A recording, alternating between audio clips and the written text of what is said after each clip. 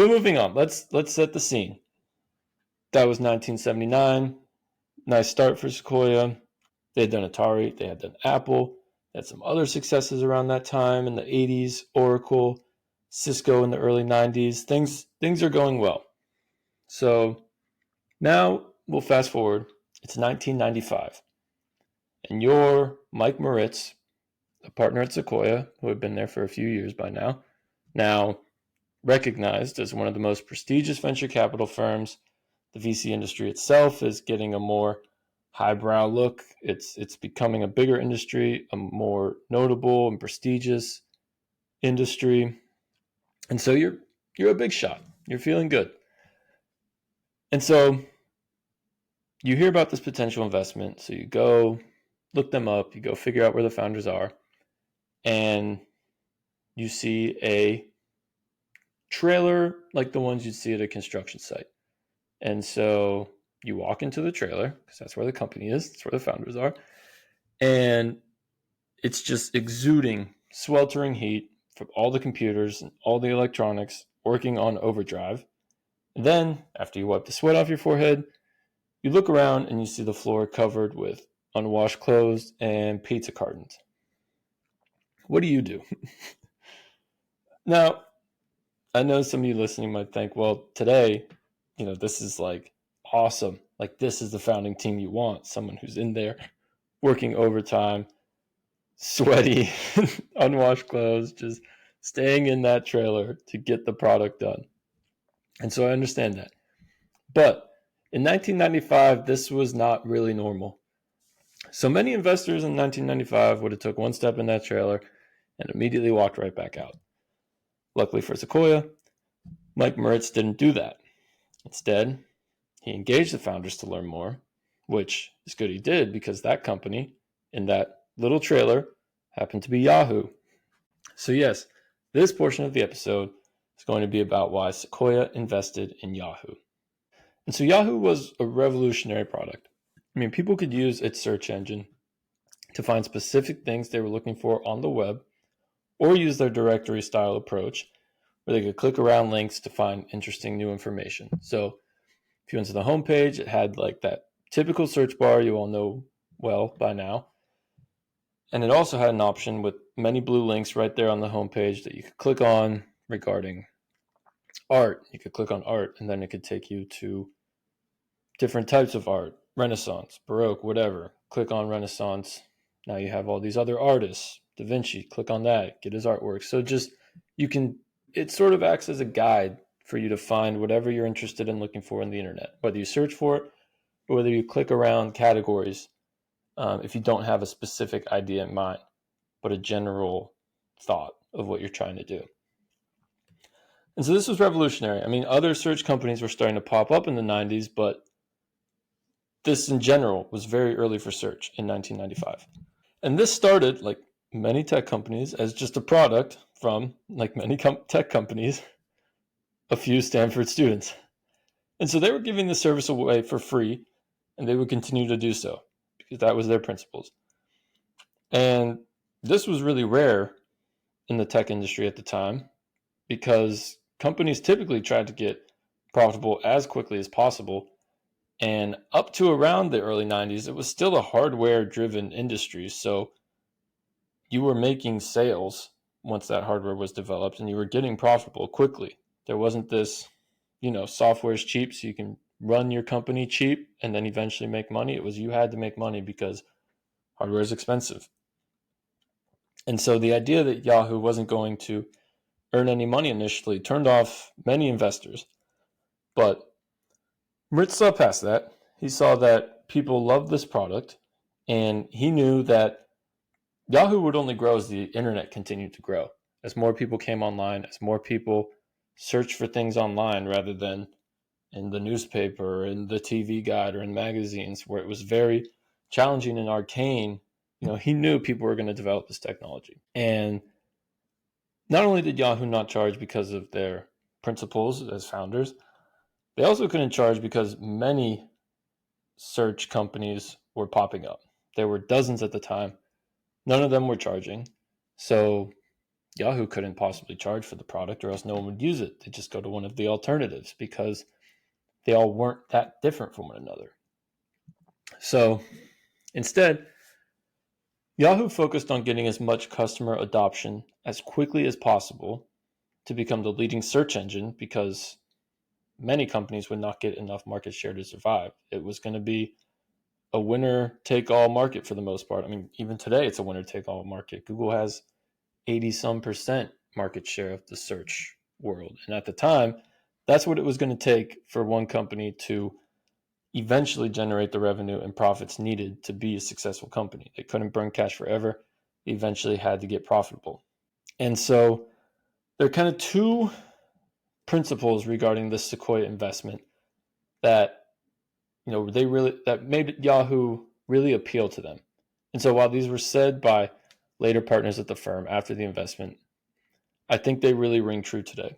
And so the first one we talked about, as I mentioned, Yahoo was a simple to use search engine or a simple to use directory. You could find whatever you wanted, very easy. If you went to the website, you knew how to use it. And so that's really important. As Jim Getz, a current partner at Sequoia, says in one video, he talks about how simplicity is incredibly important for fast user adoption. He says, quote, "It wasn't like YouTube was the first site to share video. No, they were the first site to do it in a browser-only fashion through Flash. So simplicity is incredibly important, and we think often creates new levels of adoption and first mover advantages." And so, like I said, in the search engine business, there was not much differentiation at the time.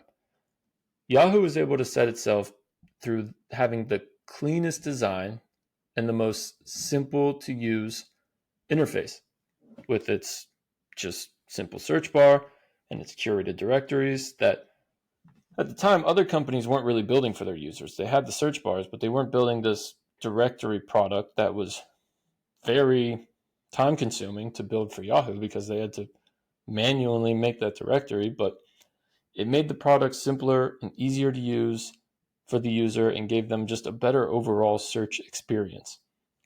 So by making the Yahoo product the easiest to use product and the best user experience product, that certainly helped them capture the market. That's a big advantage early on, as Jim Gates said with YouTube, and as we would eventually see with Yahoo.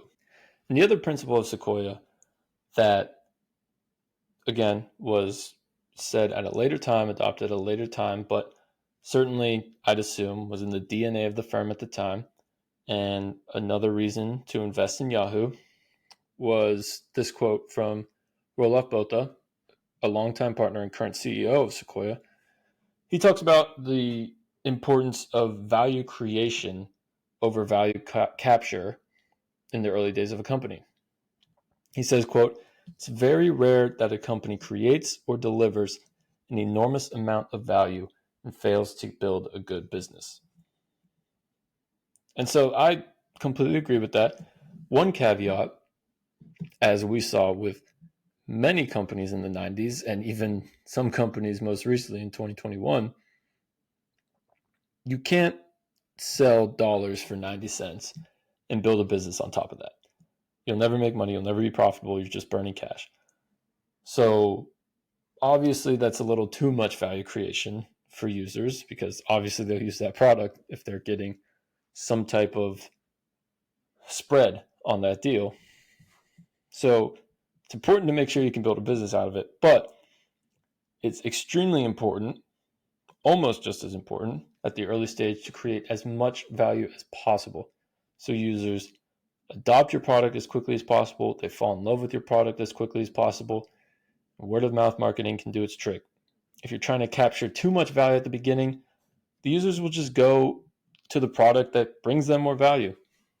If it's not that differentiated of a market, like the search business, why would they sacrifice their own value for that of another company? They're going to go to the most value accretive company for them. So, going back to our story, as I said, while these principles were spoken were stated by current Sequoia partners who came after the Yahoo deal. Again, I'd assume those principles were already in the mix at Sequoia from early partners like Mike Moritz leading this Yahoo deal. Moritz saw that if Yahoo could capture as much market as possible, as fast as possible, by giving as much value creation as they can from an early stage, and by creating the most simple and easy to use product, they could eventually earn advertising dollars from companies like the newspaper business had done for decades, even I think over even a century up to that point. And so what's even better about the search business via the internet is that you can advertise to what people are searching for, and it can be exposed to everyone, not just the town that that newspaper is sold to. And what's even better about this is, you read the newspaper for the news. You're there to get your news. But when you go to a search engine like a Google or like a Bing or like even a Yahoo, you're there to find something. Sometimes you just want information, but sometimes you're there to find something you want. Like you can go to a search engine and say Nike shoes, and you're only searching Nike shoes because you're interested in purchasing Nike shoes. So the advertiser wins because they're selling you a product. Consumer wins because what you want is to see a product that you'll potentially buy. And the platform, the search engine, wins because the advertiser pays them for that referral. So it's kind of this loop where everyone is getting what they want. Sometimes a consumer, it can be annoying because you just want to read the news and you have all these ads popping up. But many times as a consumer, you're using search because you're searching for something you want. So everybody kind of wins. And this was a little interesting because Moritz was a longtime journalist before joining Sequoia. He wrote newsletters and magazines actually about venture capital and was very much involved in Silicon Valley, researching, running his own business. And so he understood, the advertising model that many newspapers and magazines up to the time relied on for money. And so he saw this connection, and he saw that all of those print advertisements would eventually make their way onto the web because, as I just said, it's a much better experience for the platform, for the users, for the advertisers. I mean, it makes perfect sense that they would eventually transport a lot of their information online. And so maybe a lot of VCs saw that back in 1995, but certainly Mike Moritz's insight from his experience really helped him gain conviction on that investment. And so, because of this thesis, Moritz confidently invested $975,000 into Yahoo for 32% of the company. And after that, Moritz helped the founders go on a huge marketing tour to promote Yahoo as much as possible to create that eventual image in the consumers' minds that came as a result of this marketing tour, that Yahoo was the gateway to anything you wanted to find on the internet. It was where you would start your internet journey. So, in terms of the actual insight needed to make the investment, Yahoo was a little more challenging for Moritz than Apple was for Valentine, because as we said, Apple had already been almost too de-risked to the point for Valentine. By the time he invested, everyone wanted in. So while he helped at the early stages, he didn't invest. And then when he invested, it was basically a sure thing. Apple would IPO later that year, so not a lot of risk there. This Yahoo investment was a little more challenging, though, because not only was Moritz the first institutional investor, but there were many search engines at the time, and the business model was unproven. I mean, all of these companies weren't earning money yet. The search engine business had not yet been profitable. And so while Moritz was confident that it would be, based on his insights, it wasn't a sure thing that the industry would eventually become this incredibly profitable industry. And it was even less of a sure thing that Yahoo would be the company to do it. I mean, it took a lot of work to get Yahoo as that image. to be the gateway of the internet. And so, yes, this was a unique insight by Moritz, but as we know, with a lot of interesting companies in Silicon Valley that are getting traction, have unique insights, and disrupting an outdated market, Yahoo still had several investors trying to invest in them. They were garnering a lot of interest. And as we know, venture capital is a two-way street. You know, a VC could want to invest in a startup, but chances are that startup also has other investors that are bringing money to the table trying to invest in them. I mean, it's very rare that a company gets only one investor saying yes to invest in that company. It certainly happens at times, but more often than not, there are multiple investors trying to win that deal. So they have to appeal to the founder, just like the founder has to appeal to the venture capitalist. It can tilt really quick as to who has the leverage in these relationships. And so the founders went with Moritz because they could tell he had a passion for the product. He was known to ask very engaging questions to the founders. He was known to do a lot more listening to the founders than telling them what to do. He wasn't going to try to run the company like some VCs would do at a time, especially when investing in non-operators, investing in computer science. I believe they were PhD students, if not master computer science students. And so he was going to act as a guide for them. He was going to support with his insight into the media industry to help them, generate revenue. But he was by no means going to run the company and tell them what to do. The founders were still going to be the captain. Moritz would just be there on the side for help when needed. And so, fast forwarding a little bit, after getting diluted by a bazooka of a venture round in 1995, in which Masayoshi Son of SoftBank, yes, this surprised me too, the Vision Fund SoftBank, WeWork SoftBank, Uber SoftBank, that exploded onto the scene in the late 2010s, back here in 1995, doing what they do best by injecting an absurd amount of money into a company.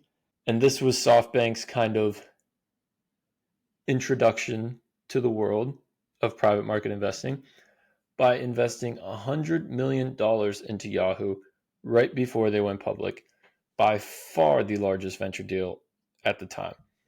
I mean, even 100 million, this was a Series B technically, and even 100 million in a Series B today is insane, let alone in 1995 when Sequoia and Mike Moritz were doing seed rounds into Yahoo of $975,000 a year before for 32% of the company. I mean, this is insane. I mean, SoftBank would go on to own around 40% of Yahoo because of this deal, but the just tranche of money that they put in was at the time insane. Even today would be pretty insane. And so we'll talk about SoftBank eventually in a future episode because obviously their investment thesis is extremely interesting. While we tend to focus on early stage investments because I think there's a lot more to learn in early stage investments as to how investors get conviction at such an early stage with such minimal data and analytics to go off of. But SoftBank's so interesting, we just have to talk about it one day in the future. And so we certainly will, because there are many outrageous stories in the SoftBank book. But anyway, back to Sequoia. Sequoia went into the IPO owning about 19% of Yahoo, down from their previous 32% after SoftBank came in and just took a lot of Yahoo stock for themselves. And so this is 1996.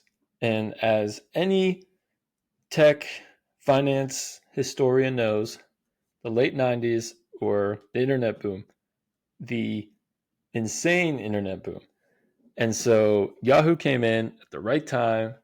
They put their surfboard on the water and just rode the wave of the tech bubble, as even in the first day of trading, their shares closed up 150%. And as you might suspect, would continue to rise exponentially over the next few years.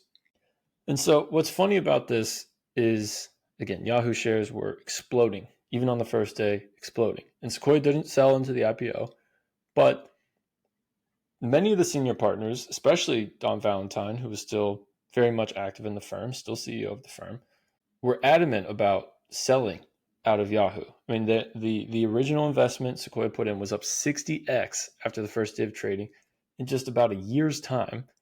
A ridiculous investment. They wanted to get out, collect that profit, and move on. But thank goodness Mike Mertz led this deal, and some of the younger partners at the firm did not want to make the same mistake Valentine and older partners at Sequoia did by leaving Apple, selling it out of Apple too early. They pushed and pushed and pushed and eventually convinced the team to stay into Yahoo for the next few years. And this was kind of a turning point at the firm because today that is a key principle of Sequoia. They talk about how they are going to be partners well past the IPO. They even have basically a public investing, basically a hedge fund that they run to do public markets investing. So it's a big tenet of the firm today. And I think it really started with this Yahoo investment, but when they really decided to go all in on, not all in, but to really jump in on public market investing was with the company Square at the time, now called Block, that Sequoia was an early investor in. And Roelof Botha, who was on the board, led the investment of Square, said this regarding the IPO. He said, "We'd made a 9x return, roughly speaking, from the time we invested until the IPO. We were very patient in making our distributions. So, on average, I think we distributed it at a price between $80 and $90 about 3 or 4 years after the IPO. It took a little bit of courage post IPO to continue to back the company, and it wasn't a straight up and to the right story. So, by distributing when we did, instead of making the 9x return, which was the return to the IPO, we made a 90x return because we were patient and we waited." So Square, now Block, went public at $9 a share. Sequoia held for the next 3 or 4 years and sold between $80 and $90 a share to get that 90x return rather than that 9x return. And so I bring this up because this is kind of one key takeaway that as an early investor in companies would be wonderful to have this problem as if your company's going public, how to distribute shares. But I think it's important to just point out that if you've been a board member or advisor or just generally close to the company for many years, you know the founders well, you know the prospects of the future business well, you know your investment thesis hasn't changed from when you initially got that conviction, then why would you sell? You know the company better than almost anyone, especially public markets investors. They're not with the founders as often as you are. They're not talking about the business as often as you are. And so if you see the company showing no signs of slowing down, no changing of principles that they've relied on the last few years to get to this point, it would be rash to sell out of your position. I mean, the IPO should be more of a milestone on the journey, not the destination. And so being patient, holding on to companies for the long term is a core tenet of Sequoia today. And while it made a major step in that direction after this Square investment, it got its initial legs, as we sort of touched on with this Yahoo investment. And so Moritz, leading the charge, took a chance by holding Sequoia shares at a time where that was not common in venture capital, and by methodically distributing shares all the way until, amazingly, I mean, what fantastic market timing, whether it's luck or not, incredible market timing, until November 1999, Sequoia earned over $1 billion on their investment in Yahoo. And so while I don't have the exact numbers, they were up 60x on their investment after the first day of trading. And when they sold their last shares, that price was 14 times higher than the price where they were up 60x. So I don't know the exact multiples since I don't know how many shares were distributed when, if it was a lot at the early, if it was a lot at the end, but most likely this investment returns somewhere between 300 and 600x, which after only investing 4 years prior to that is insane. I mean, this is one of the best venture investments by RRR standards of all time. Incredible return, a lot of lessons that we got from the Yahoo investment, a simple, easy to use product, value creation instead of value capture in the early stages, trusting your investment, trusting the founders just as you did before the IPO, trusting them post IPO. I mean, this is one of Sequoia's best investments, one of the best, as I said, venture investments of all time by RRR standards. And it's certainly because of some of these principles that we touched on.